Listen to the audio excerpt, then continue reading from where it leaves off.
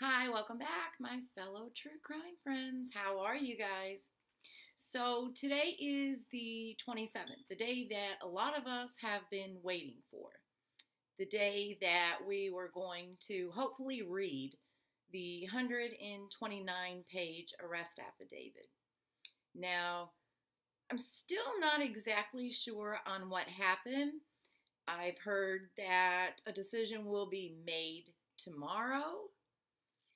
We're going into a holiday weekend, by the way. I hope everyone has a wonderful Memorial Day. So we're going into a weekend, and tomorrow seems odd, but the judge did look at him and say, I will see you again on August 9th. And he nodded, agreeing. So I don't know, maybe if they have that hearing and he doesn't have to be there. I'm not exactly sure. Now, I expected a heavily redacted arrest affidavit today, but I didn't quite expect this. Because if I'm not mistaken, by law, they truly only have to show you the charges, the dates, and signatures. So they can omit whatever that I guess, they see fit, and that's what I expected. So for let's hope for a ruling tomorrow so that we will know more of what happened leading up to and including Mother's Day. Now, yesterday evening, last night, Melinda Moorman, Suzanne's sister, was on the interview room. I will try to link that down below. If you're into this case, I suggest that you go watch it. So he had built up, this wonderful impression in front of her family. So Barry became, as she said, this kind of hero. Well, now fast forward years down the line, she said through those years that Barry was very adamant about the fact that he wanted to pay cash for things. He did not want to get into debt. So their house on Cal Carlson, he wanted to make sure that it was paid for. So that seems the opposite from what we're seeing here lately or in the recent years. So it seems as if there's been some kind of shift in that. I don't know if it's the thought process or circumstances, maybe both. She just couldn't let out too much. And speaking of which, I had contacted Suzanne's friend, Teresa Fountain, just the other day to, check in with her, see how she was doing. And she said that she could no longer talk about the case. And this was the day Barry was arrested. She said that she could no longer talk about the case because FBI had instructed her not to.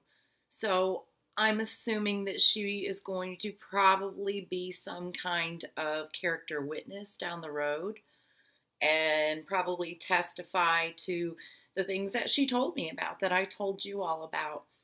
The control that went on, the dynamic between Barry and Suzanne, the so-called thumb that Barry seemed to hold on her, and the things that he said, like when Teresa was on the phone with her that time and said when Suzanne was overcoming the second bout of cancer, she said, I just can't wait. I would love for you to come to the beach. When you feel good, we can relax in the sand and enjoy the warm sunshine.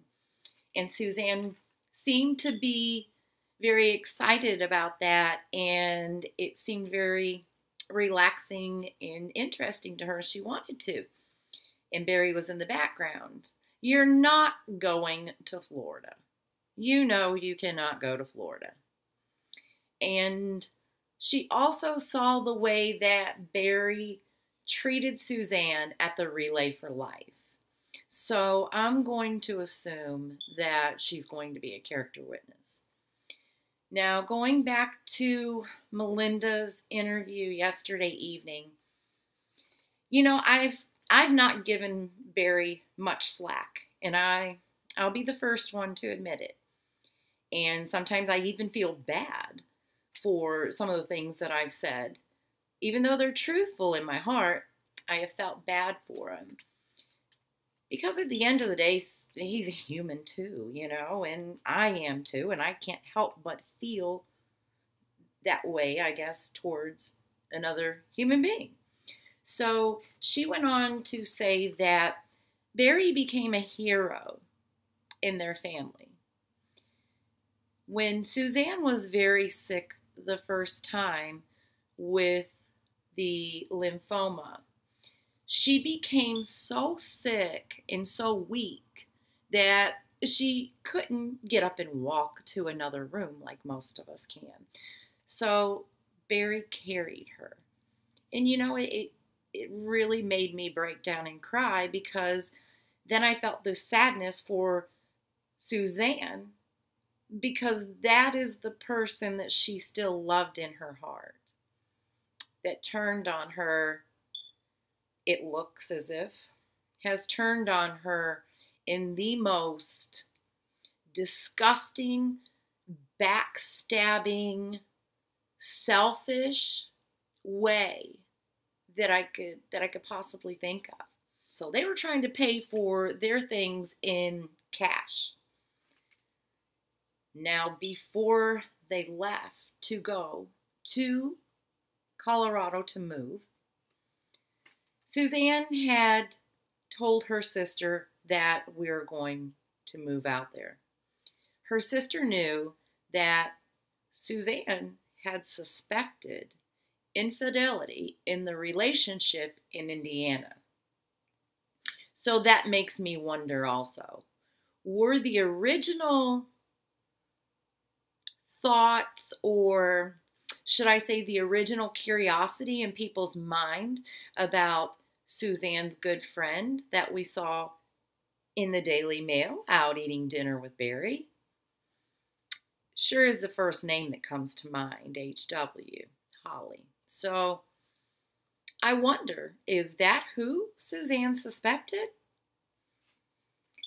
Now, she told Suzanne, if you suspect these things and you are trying to repair a broken marriage and financial issues when you move, you will be dragging that luggage with you.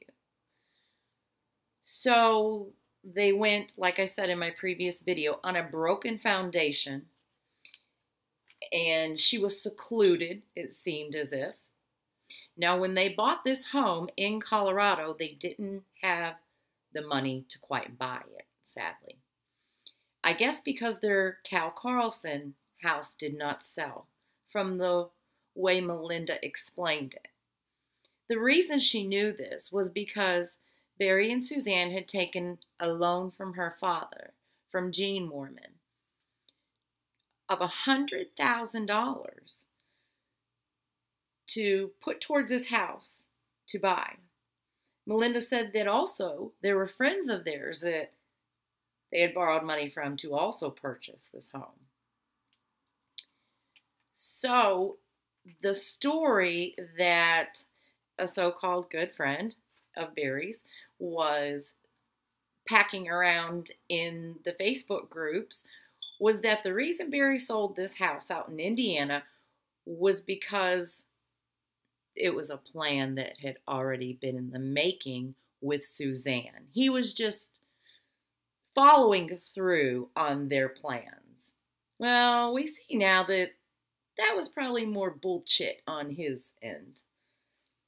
So they borrow this money and they move out to Colorado. It causes a bit of an issue amongst the siblings because I guess this money was not paid back as quickly or in the time frame that was originally agreed upon. So they suggested to their father, the other siblings did, or Melinda did, to get a receipt stating and showing exactly how much they owe to put in his estate. She said it was just good business, and it is. To put in his estate in case, God forbid, something was to ever happen to him even, that would just, go away and be null and void, I guess. So when Mr. Mormon, Gene Mormon, called Barry Morphew to ask him to write a note out stating he owed this money because the house on Cal Carlson had not sold to pay then. Barry became very, I guess you'd say, ugly. Gene, I can't believe that you would not trust me. So he threw it back over into Gene's court. It's so typical. I mean, it's just so odd to me how much this man's personality screams out from day one, minute one. And yeah, there's just no misjudging that. So he said, anyways, you will have to have Suzanne write you this note. She's the one who borrowed the money. Again, throwing it in someone else's lap. Wow. So I believe in my heart from listening to Melinda, I think this had stirred something up, and Suzanne had spoken to Barry about it and wanted this paid off because it was causing friction between Suzanne and her siblings. Now, this is at a time when she's left absolutely everything she knows: financial troubles, broken foundation of a marriage, suspecting infidelity, being put out in the middle of nowhere to where she barely even has a Wi-Fi signal, and her cell phone doesn't quite work. So I think that was very convenient, and Barry liked that. He liked that a lot. And even like Melinda said, she believes in Suzanne's mind, she thought, new house, new start. Maybe, with this new move and change, I can save my marriage. That had to have been in her mind, I can't imagine it not. So she gets to where something happens and this money's paid off quickly after that. And now I want to say that since there was a little bit of tension between Suzanne and her siblings, this would explain why Barry was saying in the beginning her family was not even around when she was sick. Well, he didn't explain the story leading up to it and the dynamic surrounding it that led them to this place. He seems to be good at omitting things that are in his favor, it seems. So not only did Melinda speak of Barry in a way that made him very human, she also spoke in a way that made Suzanne very human as well. Just showing that Suzanne was your typical girl. She was more like us than what we know. And I feel bad. She was in this trapped, I think, a domestic violence situation as far as mental abuse, possibly verbal abuse. And I think that her volunteering at this domestic shelter was definitely her way of getting help. When her sister told her, had tried to forewarn her moving out to Colorado is not going to solve these problems, she said, if you are suspecting infidelity in your marriage, why don't you go to one of the elders in your church? And Suzanne said, Barry would be infuriated. Again, we all go, shocker, huh? That's so sad. And it's just disgusting as well. Now, Melinda stated that a very good friend of Suzanne's and Melinda on Saturday evening had felt a strong feeling of grief. And I think that's when we all kind of suspect that he probably killed her, was Saturday, and probably closer to Saturday evening. So they feel this really strong sense of grief. Then Melinda gets up to her daily devotional, which was Job. The Lord shall giveth, and the Lord shall taketh away. I think that's pretty strong. I don't know if you guys believe in stuff like that. I tend to. And Melinda also spoke of being very spiritually connected with her sister. I guess you would say like siblings or maybe even twins do. You have this very intuitive relationship with someone. And she spoke of having that. So that feeling on Saturday night sure does fall into place with that. Now, near the end, Melinda, in so many words, without coming right out and saying anything to jeopardize the case, said that Suzanne's message on Friday morning was telling, and she pretty much said in so many words that Suzanne was planning to leave.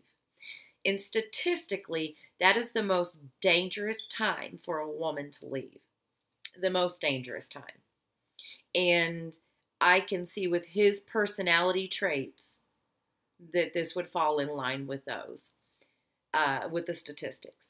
So she decided she was out of there, and she was, I believe, going to make plans to make that happen.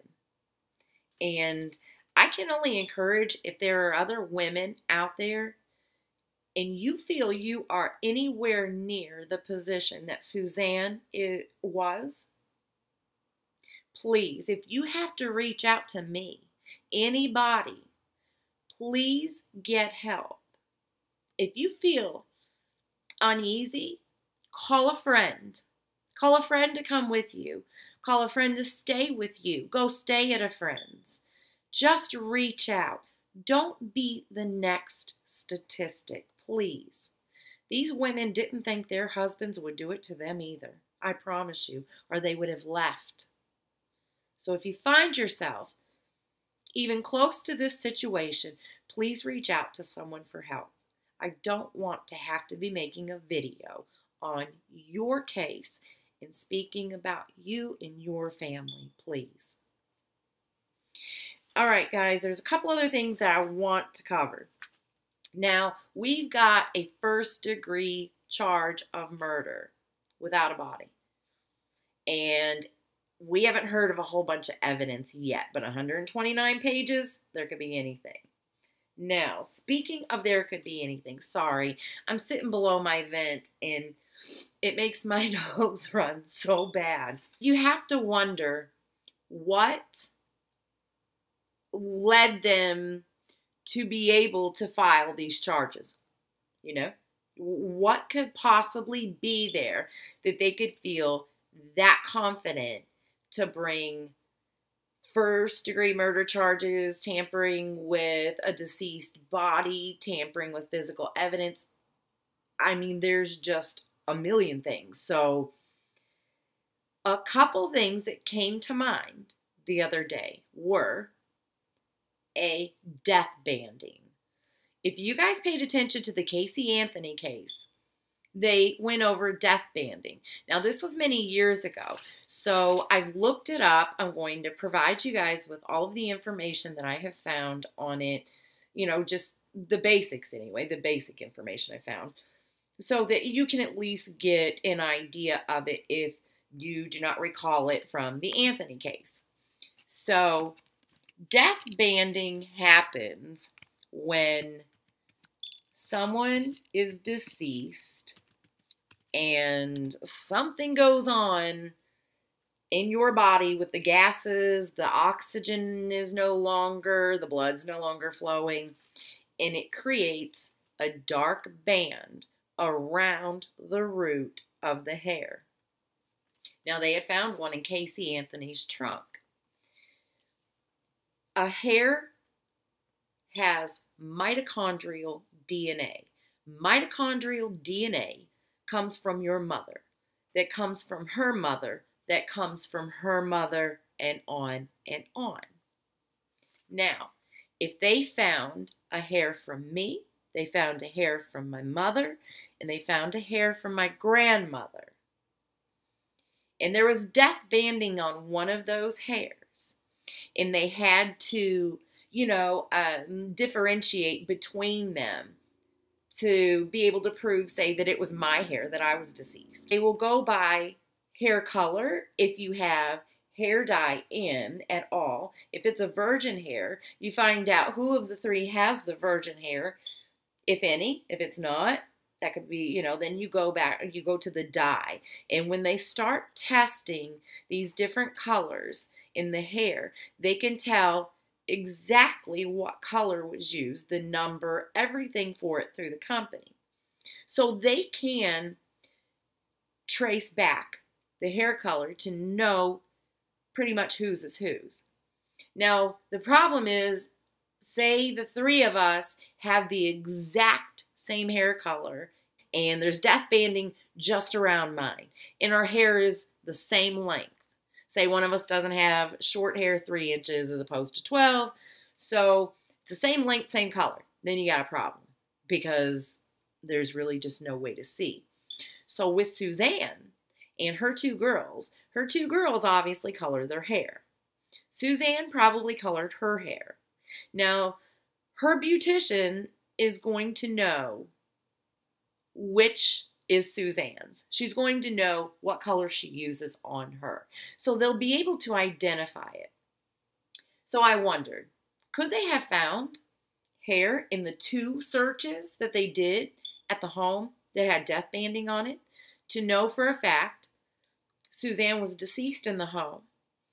And obviously her body has been moved from the home. And that means you're tampering with physical evidence, whether they found anything on the computer, text messages or not, or fingerprints, whatever. So that could go back to it, and that would show that there was a death and that it was Suzanne's death. Now, also, in my mind, for some reason, I'm convinced that Barry Morphew choked Suzanne. He was a very aggressive human being. He was a bully. He was angered, it seemed, very easily. I don't know if that was due to any kind of drug use, like steroids or anything. Who knows? But he had that mentality, and we also heard the stories of him, angry and throwing tools out into the road on the job site and chest bumping other coworkers in a physically aggressive manner. So I see Barry aggressively grabbing Suzanne by the throat. Now, when someone is choked, sometimes they will expel fluids. I'm sorry, guys, but sometimes they'll expel fluids through the mouth, including, as we know from the Watts case as well, defecating. Did they find any of these fluids in the household that Barry didn't get up with the bleach, that Andy smelt so very strong that day? It sure makes you wonder. Did they find, because those fluids and also the others, I'm sure could be tested to show that they came from a deceased body. So I'm wondering if they have something along those lines to say, yes, Suzanne was dead in that home. And that would be things that we wouldn't normally think about. Now, I want to get into Barry's lie. No, I didn't misspell it, guys. I'm speaking of this kind of lie. Now, I have done quite a bit of research on this lie. Barry would be very familiar with this lie because he's going to be very familiar with chemicals. Firefighter. This was not his first time as a volunteer firefighter. So he had training going into this before he completed the training in Chaffee County. Not only would Barry know about chemicals, But Barry would also know quite a bit about LYE for the simple fact that he raised trees. He was a tree farmer in Indiana for a while.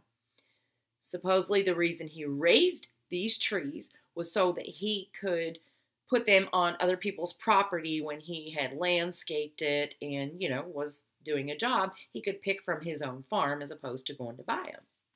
So, when we look into this, the LYE will help control the pH in the soil if mixed in. Now, this is used quite a bit in gardening. Not only is Indiana known for it being a corn state, but again, Barry was a tree farmer. So he's going to know exactly about the pH of the dirt and how to treat it. Now, number 3, we're on C here. Barry is also going to know the capabilities of LYE because of his extensive knowledge when it comes to hunting, animal carcasses, even carcasses on the side of the road. What do they do to them? A lot of places put LYE on them. Now, the LYE, now we have to remember these coolers were missing, or supposedly, I'm sorry. Andy said that with him being an avid hunter and a contractor, you would think that that would be something that's pretty common to have. Even most people that don't do those things have coolers.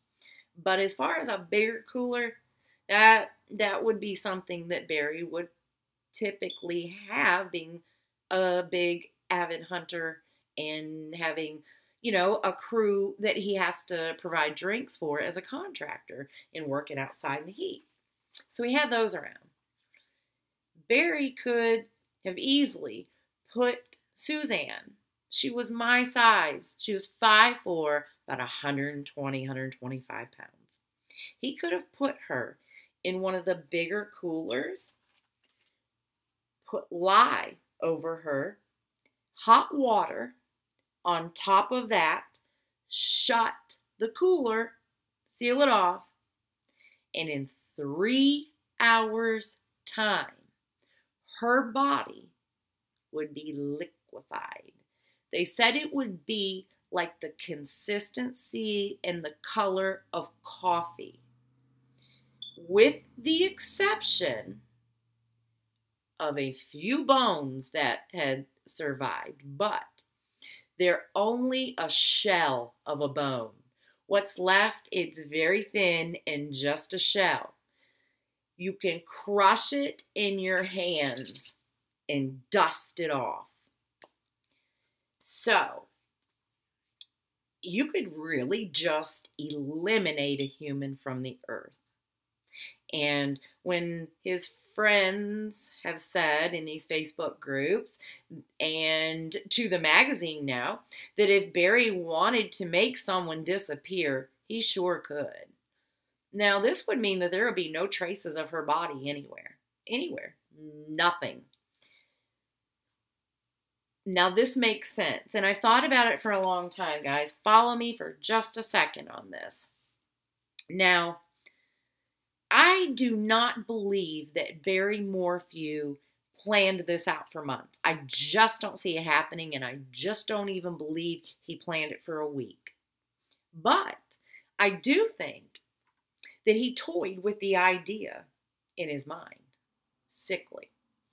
Because I think that he thought Suzanne was going to get as sick as she did the first time. And he probably thought at this age, a second time, she'll never live through it. And I don't know that he was terribly sad about it at the time because of the financial troubles, the marital issues. I don't think that it was a very sad thing to him the second time like it was the first time. I think the first time he was truly in love with her and wanted to help her and wanted her to survive. The second time, I don't know that he had that kind of want or desire in him. So, I think when she did not die, I think Barry was a little disappointed, and that really hurt Stephen to say that. So he's disappointed she doesn't die. The problems continue, and now she says she's leaving. And you know she's going to take quite a bit with her because she brought quite a bit in. Barry was not going to let that happen. He was way too controlling.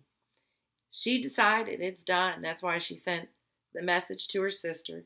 And she insinuated to Melinda, that she just wanted to be transparent, almost like she didn't want to have to lie and cover for his abuse and his mistakes anymore, and it was going to change. That festered that weekend in Barry, in my opinion, and I think it came to a head. I think she sent the message out Friday morning. I believe that there may have been some interaction between the two on Friday. He probably knew she was going to cut out, and they may have wanted the girls to go away so they could have a little time to talk. 25, 26 years, that's a long time, and 2 children. So I'm sure that, they wanted, especially Suzanne, wanted to try and make this as peaceful of a separation as she possibly could. Now, come Saturday, tensions are high, and they probably were trying to make some kind of plans for Saturday. Hence, I have to leave at 11 to go make the wife happy, go hiking, biking. And I think when he went home, there was an argument, and it didn't go well. The conversation didn't, and it went right back to old times, just, head button. And Barry with that aggressive demeanor and that, I think he left out of anger, and that's why he was seen in town later. And when he came home that night, something truly erupted. I don't know if she finally had the courage to say, Barry, I'm absolutely walking out this door and I'm not coming back. And he just couldn't stand that. Now you have to take into consideration human behavior. If Barry planned this, say, however long in advance, when the time comes for this to happen and he's committed this murder, sorry guys, but when the time comes and after he's committed this murder, his adrenaline is going to be just so off the charts that it's going to interfere with his thinking.